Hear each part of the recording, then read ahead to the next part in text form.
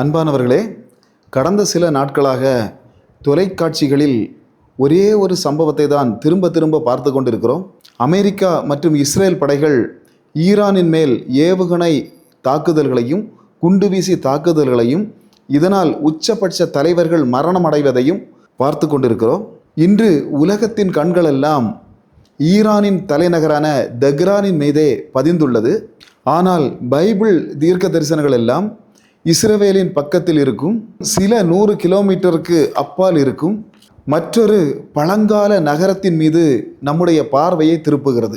Iran நேரடியாக இஸ்ரவேலை தாக்கி போரிடுவதை விட தங்கள் கூட்டணியில் இருக்கும் பினாமி குழுக்களோடு இணைந்து இஸ்ரவேலை தாக்குவதுதான் மிகப்பெரிய உத்தி என்று இராணுவ நிபுணர்கள் சொல்லுகிறார்கள். ஈரானின் அந்த மாபெரும் இராணுவ கிடங்கு எங்கே இருக்கிறது தெரியுமா? அது பைபிளில் குறிப்பிடப்படும் ஒரு பழங்கால நகரம். அந்த பழங்கால நகரம் உலக வரைபடத்திலிருந்தே முற்றிலும் அழிய போகிறது என்று பைபிள் தீர்க்க தரிசனமாக சொல்லுகிறது. ஏசாயா தீர்க்கதரிசியின் புஸ்தகத்தில் இருக்கும் அந்த மறைவான மர்மமான பேரதிர்ச்சி தரும் இரகசியத்தை தான் நாம் இப்பொழுது அலசி ஆராய இருக்கிறோம். ஏசாயா தீர்க்கதரிசியின் புஸ்தகம் 17வது அதிகாரம் முதல் வசனத்திற்கு நாம் செல்லுவோம். அங்கே கர்த்தரின் ஒரு மிகப்பெரிய தீர்க்க தரிசனம் இருக்கிறது. இதோ தமஸ்கு நகரமாயிராதபடிக்கு நீக்கப்பட்டு பாழான மண்மேடாகும். இந்த வசனத்தின் ஆழம் உங்களுக்கு புரிகிறதா? தமஸ்கு என்பது தற்போதைய சிரியா நாட்டின் தலைநகரம். உலக வரலாற்றிலேயே மனிதர்கள் தொடர்ச்சியாக வாழ்ந்து வரும் மிக பழமையான நகரங்களில் ஒன்று. பல்லாயிரம் ஆண்டுகளாக இங்கே எத்தனையோ போர்களும் யுத்தங்களும் பல பேரரசுகளும் வந்தாலும் முழுவதுமாக இந்த தமஸ்கு நகரம் அழிந்ததே இல்லை. ஆனால் ஒரு காலகட்டத்தில் இது நகரமே இல்லாதபடிக்கு அழிந்து மண்மேடு ஆகும் என்று பைபிள் சொல்லுகிறது. ஏன் ஈரானுக்கும் இஸ்ரேலுக்கும் நடக்கும் இந்த போரில் சிரியாவின் தலைநகரம் தமஸ்கு ஏன் அழிகிறது? இங்குதான் ஈரானின் இரகசிய திட்டம் ஒளிந்திருக்கிறது. இப்பொழுது வேண்டுமானால் ஈரானின் உச்சபட்ச தலைவர் கொல்லப்பட்டிருக்கலாம். ஆனால் கடந்த பல ஆண்டுகளாக இஸ்ரவேலை சுற்றிலும் ஈரான் மிகப்பெரிய பிராக்சி நெட்வொர்க்கை உருவாக்கியுள்ளது. லெபனானில் உள்ள ஹஸ்புல்லா, ஏமனில் உள்ள ஹூதிகள் மற்றும் சிரியாவில் உள்ள ஆயுத குழுக்கள், இவர்கள் அனைவருக்குமான ஏவுகணைகளும் வெடிகுண்டுகளும் எங்கிருந்து செல்கிறது தெரியுமா? இந்த சிரியாவின் தலைநகரான தமஸ்குவில் இருந்துதான். இப்பொழுது கள நிலவரத்தை கொஞ்சம் சிந்தித்து பாருங்கள். ஈரானின் உச்சபட்ச தலைவர்கள் கொல்லப்பட்டிருக்கிறார்கள். ஒரு பாம்பின் தலையை துண்டித்தால் அதன் உடல் எவ்வளவு துடித்து கொண்டிருக்குமோ, இதை போல ஈரானின் கட்டுப்பாட்டில் உள்ள இந்த பினாமி குழுக்கள் முழுவதும் துடித்து போயிருக்கிறார்கள். இஸ்ரேல் மீது நிச்சயமாக ஒரு மாபெரும் ஏவுகணை மழையை பொழிய தொடங்கலாம். அதிலும் குறிப்பாக இஸ்ரேலின் வடக்கு எல்லையில் இருக்கும் சிரியாவிலிருந்து மிகப்பெரிய தாக்குதல்கள் வரக்கூடும்.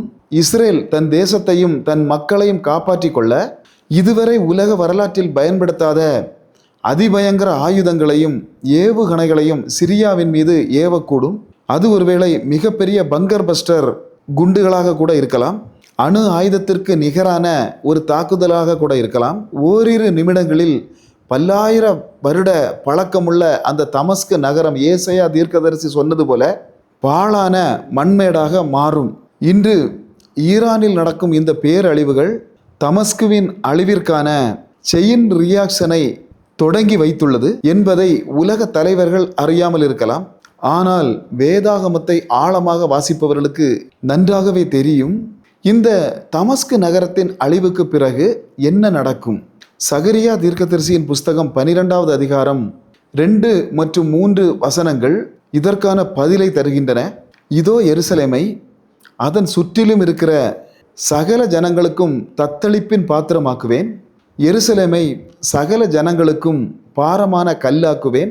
அதை கிளப்புகிற யாவரும் சிதைக்கப்படுவார்கள். பூமியில் உள்ள ஜாதிகளெல்லாம் அவர்களுக்கு விரோதமாக கூடி வருவார்கள். தமஸ்கு அழிக்கப்பட்டவுடன் உலக நாடுகளெல்லாம் கொதித்து எழும்ப தொடங்கும். இஸ்ரேல் மிகப்பெரிய போர் குற்றத்தை செய்துவிட்டது என்று இஸ்ரேலுக்கு எதிராக உலகத்தின் சகல நாடுகளும் திரும்புவார்கள்.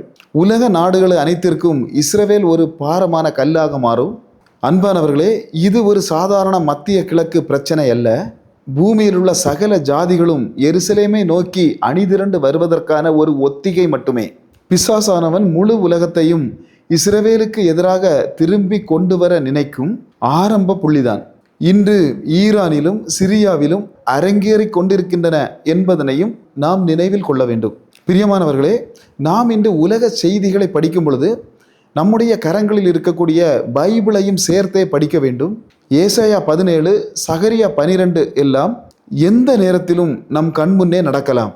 இவைகள் நடக்கக்கூடிய காலங்களின் விளிம்பில் தான் நாம் இருந்து கொண்டிருக்கிறோம் என்பதனை மறக்கக்கூடாது. உலகமே பேரழிவுக்கு நேராக செல்லும் என்றாலும் தேவன் தன்னுடைய ஜனங்களை நிச்சயம் காப்பார். இஸ்ரவேலின் தேவன் உறங்குவதும் இல்லை, தூங்குவதும் இல்லை. பிரியமானவர்களே, இயேசு கிறிஸ்து சீக்கிரம் வரப்போகிறார். அவருடைய வருகைக்காக பரிசுத்த மணவாட்டிகளாக காத்திருப்போம். இன்னும் வேதாகம ரகசியங்களோடு மீண்டும் சந்திப்போம். Praise the Lord, praise the Lord.